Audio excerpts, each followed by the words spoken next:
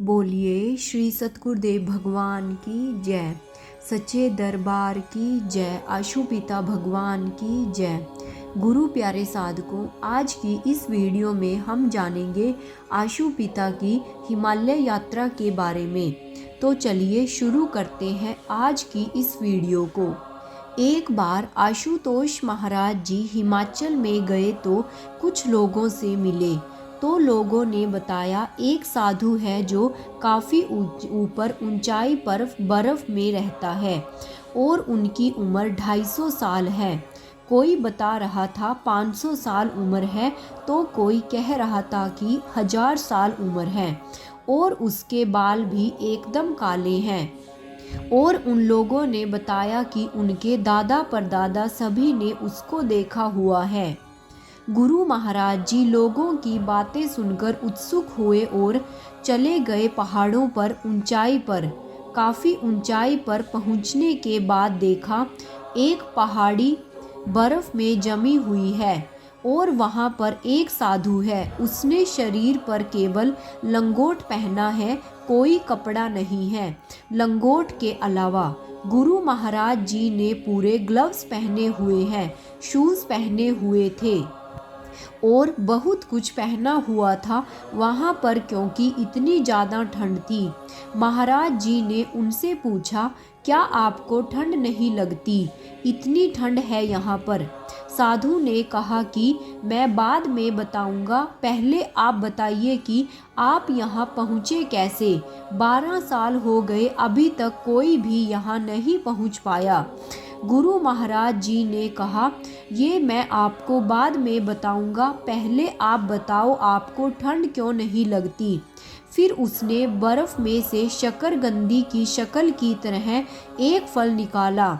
जैसे ही महाराज जी ने उस फल को खाया, गुरु महाराज जी की ठंड दूर हो गई और उनके शरीर के अंदर गर्मी आ गई।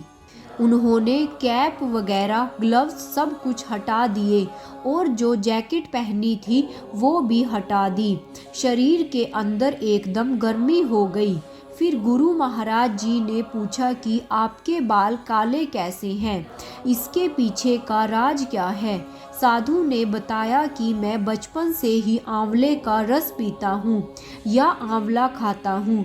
12 महीने जब ताज़ा होता है तो आंवला खाता हूँ और जब आंवला ताज़ा नहीं पीता होता है तो आंवले का रस लेता हूँ और केवल आंवला तेल लगाता हूँ। जैसे हम लोग तेल बदलते हैं, कभी बालों में यह तेल लगा दिया तो कभी वो, लेकिन वह साधु केवल आंवले का ही तेल यूज़ करते थे, जिसके कारण उनके बाल काले थे।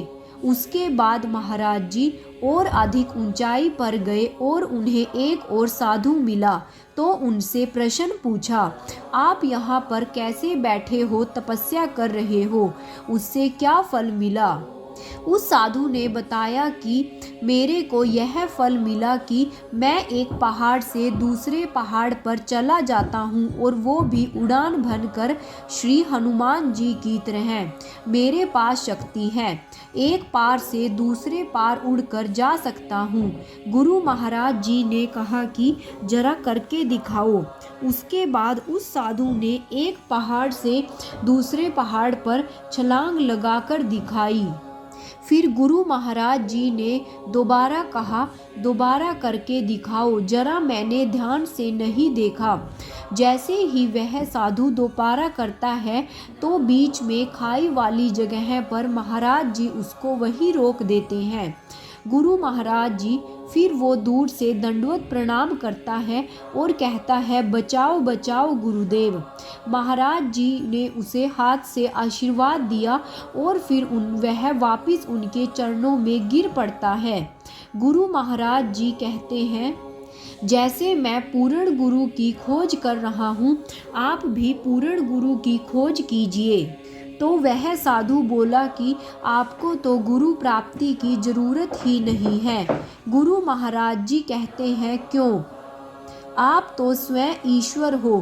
फिर महाराज जी ने कहा, इस छोटी सी शक्ति को प्राप्त करने के लिए आपने 12 साल खराब कर दिए। इससे कुछ प्राप्ति नहीं है। उसके बाद महाराज जी जब नीचे आए तो देखा एक बच्चे को पीलिया हुआ पड़ा है। सब डॉक्टरों ने जवाब दे दिया है कि ये बच्चा ना कुछ खा पा रहा था, ना ही कुछ पी पा रहा था और ना ही उसको कुछ पच रहा था। तो वहाँ पर एक सन्यासी वैद्य मिलते हैं। वो कहते हैं मैं अभी चुटकी से इसको ठीक कर दूंगा। गुरु महाराज जी वहाँ रुक गए। उसने देखा कि वह उसे कैसे ठीक करेगा। उस सन्यासी ने एक बर्तन में चावल लिए और उन्हें कटोरी में डाला। कटोरी में जड़ी बूटी को डाला और जड़ी बूटी को मिक्स कर दिया। जैसे ही छोटा बच्चा खाता रहा तो उसका पीलिया पहले फेस से, फिर स्किन से, फिर हाथ से, फिर पूरे शरीर से ठीक हो गया। फिर उसको उसके घर वालों ने कुछ खिलाया पिलाया तो वह भी उसको पच गया था। उस साधु से गुरु महाराज जी ने प्रश्न किया कि आपने इसको कैसे ठीक किया है।